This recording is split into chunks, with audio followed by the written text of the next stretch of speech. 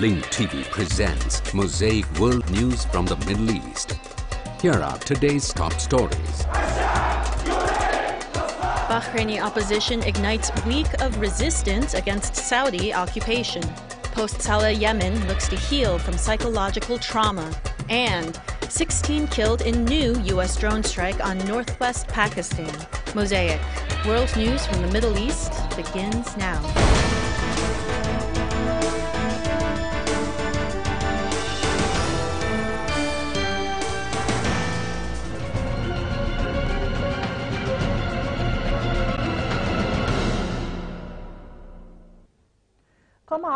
The Bahraini regime's forces cracked down on marches held in many regions and fired poisonous gas into houses. In addition, they arrested a number of citizens after raiding their homes. And as the first annual commemoration of the Saudi invasion approaches, the Bahraini opposition has launched the Week of Resistance against the Saudi occupation.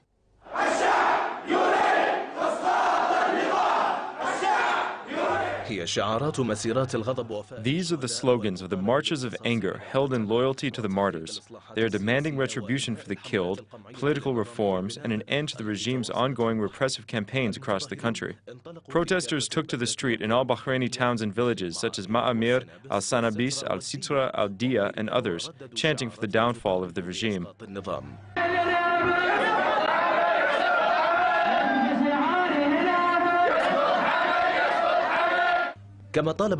In addition, protesters demanded the prosecution of those responsible for the repressive campaigns carried out by the authorities. Protesters also condemned the Saudi occupation and confirmed they are adamant to continue their protests and to never yield to the authorities' humiliation and repression.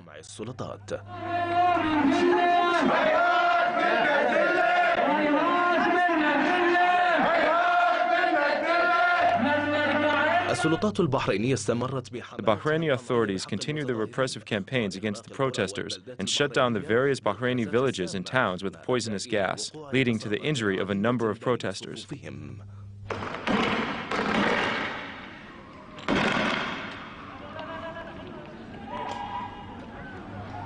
Not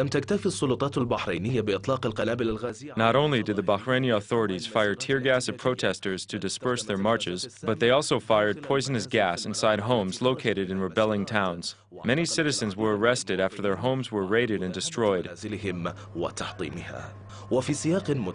In a related development, the February 14th Youth Coalition called for a march to mourn martyr Fadel Mirzak in the town of Al-Diraz and to intensify the media campaign exposing the Saudi occupation's crimes.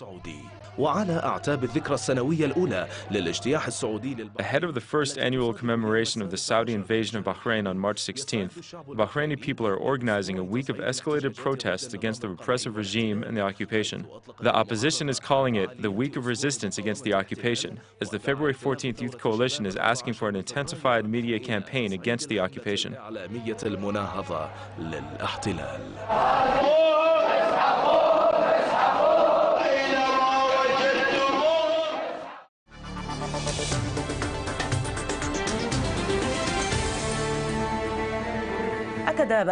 Yemenis have been divided between supporters and opponents of the former president since the beginning of popular protest against him a year ago.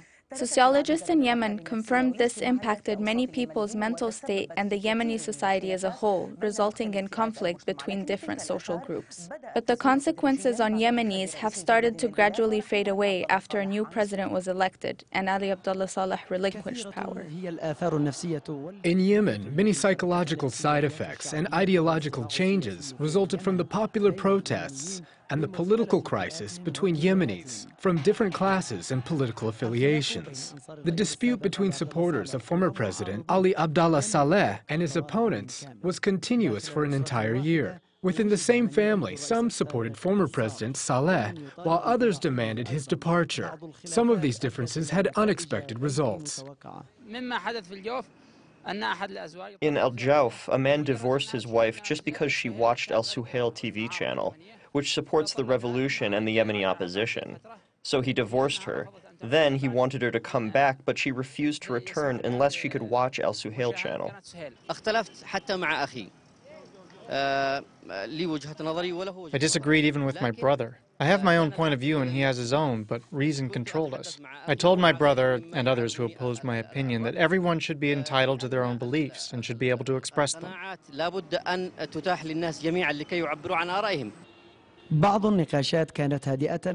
Some of the discussions were calm and characterized by logic and reason, while others led to scuffles, and some even fired live bullets. Despite everything, many Yemenis call for forgiveness.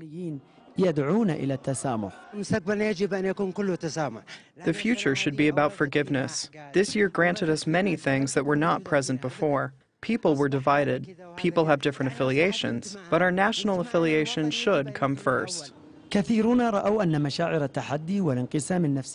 viewed the challenges and the personal and social divisions that prevailed between Yemenis last year to be the result of a media campaign they described as inciting. Sociologists spoke about the social effects of such conflicts. Many families have been torn apart. Many children were displaced and are now stuck in between two separated parents. Many children no longer sit together with their parents at the dining table because they have different opinions. Voices calling for putting differences aside and asking Yemenis to be solely devoted to development and reconstruction have recently increased. Since the election of a new president, Yemenis have started to be gradually freed from the stress and tension that prevailed last year after the protests and political crisis erupted in the country. Today, supporters of former President Ali Abdullah Saleh and his opponents are more convinced that forgiveness is the start of a better Yemen. Abdallah Gorab, BBC, Sana'a.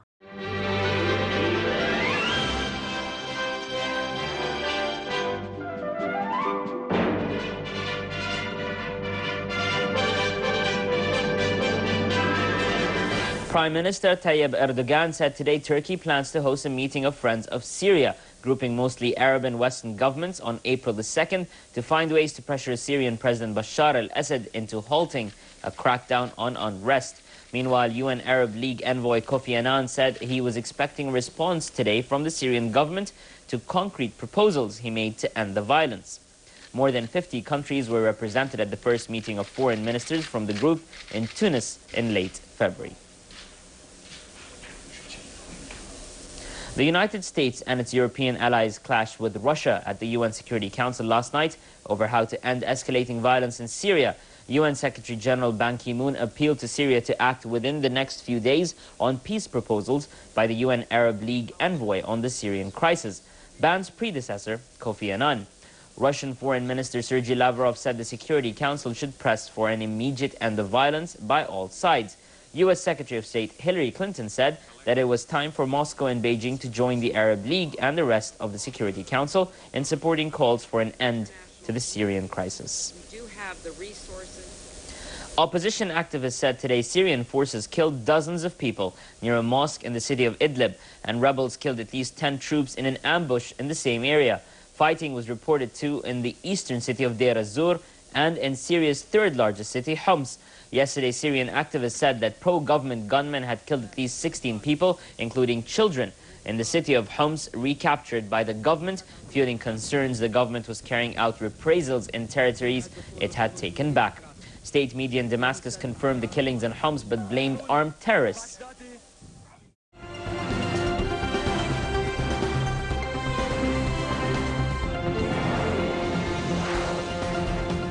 Also in the news today, at least 16 people have been killed in 2 U.S. drone attacks in Pakistan's northwestern tribal belt.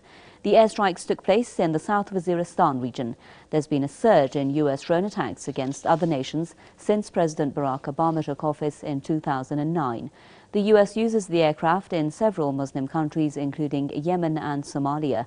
Pakistan has borne the brunt of the deadly air attacks. Washington claims the drones are aimed at taking out militants, but most of the victims have turned out to be civilians. The UN has condemned Washington's use of unmanned planes for what it calls targeted killings, which the world body says violate international law. Syrian President Bashar al-Assad has set parliamentary elections for the 7th of May. The voters under the new constitution approved in a referendum in February. It will be the first election to follow the constitution's new outline for political plurality. The new constitution was supported by nearly 90% of eligible voters. It's part of the reforms promised by the Syrian government. Damascus has started implementing a series of reforms to restore calm in the country. Syria has been gripped by a year-long deadly unrest, which the government blames on foreign-backed armed gangs.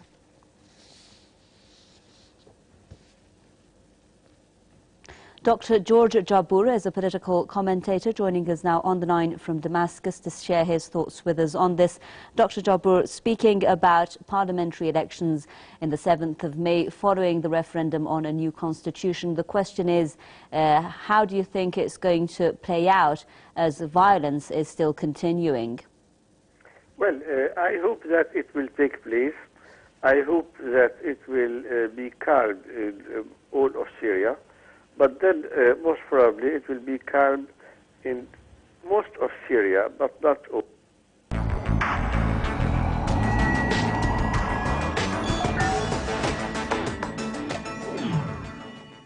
In the early hours of Sunday morning on March 11th, the world woke up to a tragic news event, a massacre, the killing of civilians, women and children included, as funeral processions were held for the victims of the Panjwai district in Afghanistan. A candlelight vigil was also held in New York to pay respect to the innocent lives lost, their families and communities. I read what had happened, and I tried to imagine how the neighbors and family members of the children who were killed and women who were killed must feel. I just felt I had to go somewhere and do something to say that all Americans are not monsters. According to a new Washington Post ABC News poll, overall views of the war in Afghanistan are at an all-time low. 60% of Americans see the war as not worth its costs. How much of our budget goes straight to the military, and so we have to cut off jobs and healthcare and education and housing here, and all this money is being spent instead on wars abroad. And while the Pentagon said in a media briefing that the killings were, quote, tragic, it insisted it was an isolated incident. Many believe that's simply not the case. This is really not an isolated act. We have been just horrible in our bombings. Participants at the vigil also stressed that the people of Gaza and Palestinian territories should also be remembered. I'm also coming because I recognize that the poor people of Gaza have recently suffered a horrible loss and bombing. I just think all the wars are destroying our lives. The event has been put together by Afghans for Peace and other New York City-based people of conscience. Similar vigils are being held simultaneously across America, in other states like California and Washington, as well as countries abroad like the UK and Canada. While the Taliban has vowed revenge in the aftermath of the shooting rampage, the White House announced the shootings would not affect the schedule for U.S. troop withdrawal. Susan Modaris, Press TV, New York.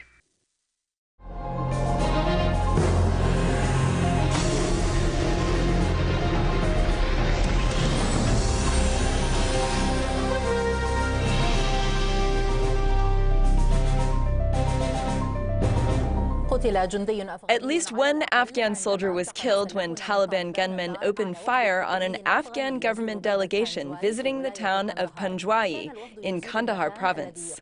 The delegation was visiting the site where an American soldier killed 16 Afghan civilians, most of them children. Meanwhile, hundreds of Afghan students demonstrated against the United States in Jalalabad in eastern Afghanistan in protest of the crime committed by the American soldier. In turn, the U.S. Embassy in Kabul called on its nationals to be prudent and remain cautious in anticipation of retaliatory operations. In the first popular reaction to the killing of 16 Afghan civilians by an American soldier, the largest city in eastern Afghanistan, Jalalabad, witnessed an angry demonstration by hundreds of students. The protesters carried banners with anti-U.S. slogans and demanded a public trial for the American soldier in Afghanistan.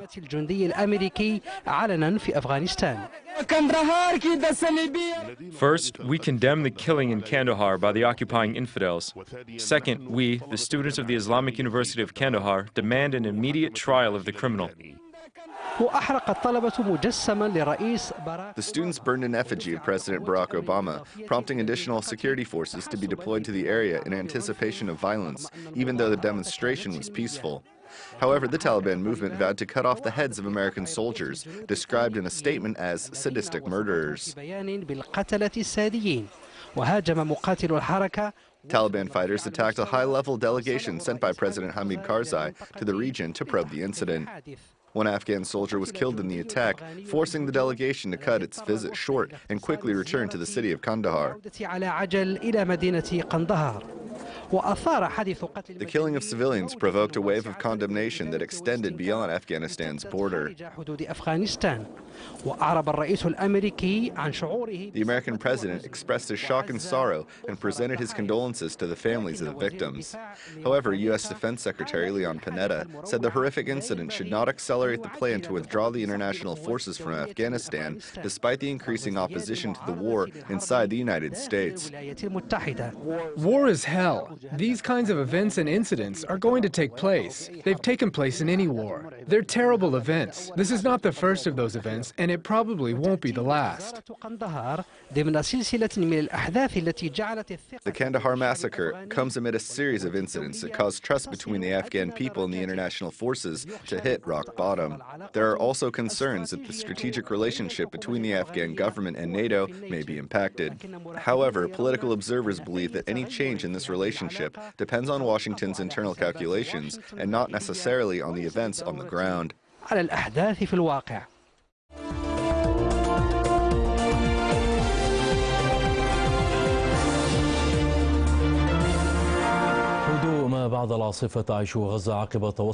The calm after the storm is the dominant scene in Gaza. Israel and Palestinian factions have reached a truce to stop the cycle of death that has claimed the lives of 25 martyrs over the past 4 days. Israeli authorities announced their commitment to the ceasefire. Meanwhile, Islamic Jihad said it remains committed to the truce as long as Israel respects it, warning of a harsh response if Israel returns to its assassination campaign. Our correspondent, Bassam Al-Madhoun, reports from Gaza. Gazans are gradually returning to a semi-normal life. This news comes after a truce was reached between Israel and the Palestinian resistance. The Egyptian mediators convinced both sides to halt all attacks and counterattacks, with the factions reserving the right to respond to any new acts of aggression. It's an achievement for the resistance. We will monitor Israel's actions on the ground. The fate of this deal, whether it survives or dies, hinges on Israel's commitment to it and its actions on the ground. Some believe the cooling-off period that went into effect last night at midnight will serve Palestinian interests, especially considering that the occupation, through its aggression, is seeking to prevent Palestinians from achieving political gains. However, maintaining peace in the Strip hinges on Israel's hidden agendas. For the truce to continue to hold, Israel must end its assassinations and indiscriminate shelling of Palestinian civilians. If Israel commits to the ceasefire, I believe the Palestinian side will also commit to it, as long as Israel refrains from carrying out new assassinations or operations against the Strip in the coming days or near future. The Palestinian street expressed a mixed reaction to the truce, which helped close a new chapter of violence amid harsh living conditions in the Strip caused by fuel shortages and long power outages. At this stage, I think the truce will serve Palestinian interests. The truce will not serve Palestinian interests because the powerful response of the Palestinian people and resistance was more effective this time than in the past. The Palestinian people have nothing to lose. They endured war, an uprising, and starvation. Nothing could happen that's worse than this. With its latest escalation, Israel is seeking to assess the capabilities of the resistance and its arsenal, as well as test fire its newly improved Iron Dome. This round of violence may have ended, but experts believe it's a matter of time before the occupation's warplanes return to the skies of Gaza.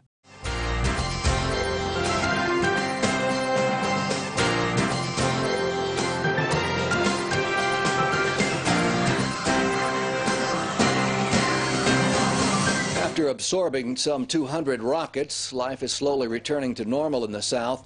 We're going to go live now to Ashkelon, where IBA's Ariel Reshef is standing by near the Iron Dome missile defense system. Good evening, Ariel.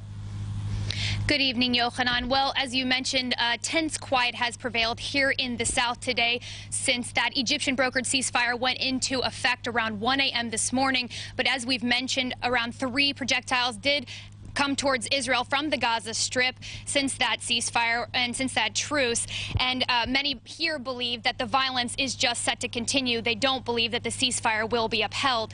Schools were closed in this area today as a safety precaution, but the mayor of Ashdod told me earlier today that if the quiet persists, those schools will be reopened tomorrow. But many here say that the government should engage in decisive action against terror cells in the Gaza Strip and should not wait for another flare-up in the region. In the meantime, the Iron Dome missile defense system, like the one behind me, continues to intercept incoming rockets at a relative success rate of around 90%. Each time the Iron Dome is deployed, it costs $50,000. But with an ominous warning from IDF Chief of Staff Lieutenant General Benny Gantz this morning that all of Israel remains under threat, many Israelis are demanding that more of the systems like this one behind me be deployed all over the country, no matter what the cost. Back to you. Ariel, do you get the sense, you've been in the war zone all day today, do you get the sense that the residents of the South are beginning to get life back in a normal swing? I think that they are getting back to their normal lives. They're trying to carry on with their daily routines, but many of them have told us that they just don't believe that this ceasefire will last and that they are just preparing for the next round of violence. And like I said, they're encouraging the government to engage in more decisive action inside the Gaza Strip to root out those terror cells responsible for this incoming rocket fire. Ariel Reshef reporting live from the Ashkelon area. Thanks, Ariel. Just hours after the ceasefire went into effect this morning, IDF Chief of Staff Lieutenant General Benny Gantz said that the Army is carefully monitoring activity inside Gaza. Speaking at an IDF induction center, Gantz said the IDF will refrain from firing as long as the terror organizations hold their fire. He also said that he's pleased with the performance of the Army as it faces an enemy that is getting stronger all the time. Gantz applauded the residents of the South who have demonstrated strength and resilience. And joining me now in the studio here in Jerusalem is Colonel Gilly Shinhar from the Homefront Command. Colonel Shinhar, thanks for coming in this evening. What is the situation like at this hour regarding the state of alert for the rocket-battered residents of the South? Since the morning, it's quite quiet in the south of Israel. There were several rockets that were launched, but all the area is quiet. We are assessing the situation and monitoring the situation, and we'll address the public as soon as possible what is going to happen tomorrow. So far, we are allowed to go to work, and of course, and to go to the malls, and everything was opened. But and now the main question is regarding schools tomorrow. We are assessing the situation, and we'll announce very soon what is going to happen tomorrow. You expect to make that announcement this evening, or will you wait till tomorrow morning? No, it will happen this evening, and I guess it's in the next 1 or 2 hours we'll address the public.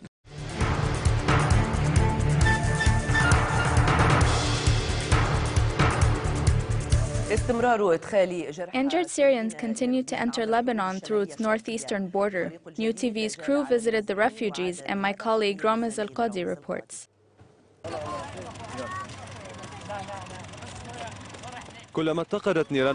As the crisis escalates in Syria, the number of refugees fleeing to Lebanon is rising. According to figures released by municipalities, their number has doubled in less than 2 weeks, reaching 2,000. They are spread across the northeastern border in Al-Qa'a and Arsal. The trip there requires passing through a number of military checkpoints reinforced by the army with additional military units, preventing any member of what is known as the Free Syrian Army from crossing the border under the pretense of being a refugee. As for humanitarian aid, the High Relief Commission did not pass through here, and aid is only coming from certain groups and the residents of the region. The refugees of Syrian villages bordering Lebanon are still close to the flames of the Syrian crisis. These refugees are enduring a daily humanitarian crisis that they hope will soon end as they watch white smoke rising. Most refugees come from villages bordering Homs, especially Al-Qusayr and Al-Jusi. They say they fled the regime's persecution. The situation is very tragic. We plead for the Lebanese government to help these displaced poor people who are in need. Refugees are not the only ones crossing the border. 12 injured Syrians entered Sunday night and were transferred by the Lebanese Red Cross to hospitals in the north.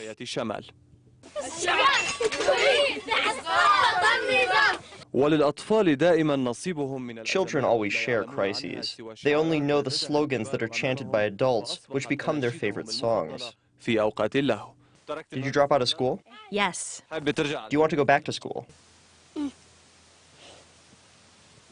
Do you still have friends inside? They all escaped. The tragic reality of these refugees forces at least 3 or 4 families to share one tent near the border to escape the cold and wait for the dream of return. From the Lebanese-Syrian border, Ramiz Abkadi, UNO TV. The views expressed on Mosaic are from contributing broadcasters, not Link TV or its sponsors. The production of Mosaic is made possible by grants from the John D. and Catherine T. MacArthur Foundation, the Wincoat Foundation, the Firedoll Foundation, and by support of viewers like you. Thank you. Watch Mosaic World News online. Stay up to date with breaking news, read our blog, get transcripts of past shows, and more at linktv.org/mosaic.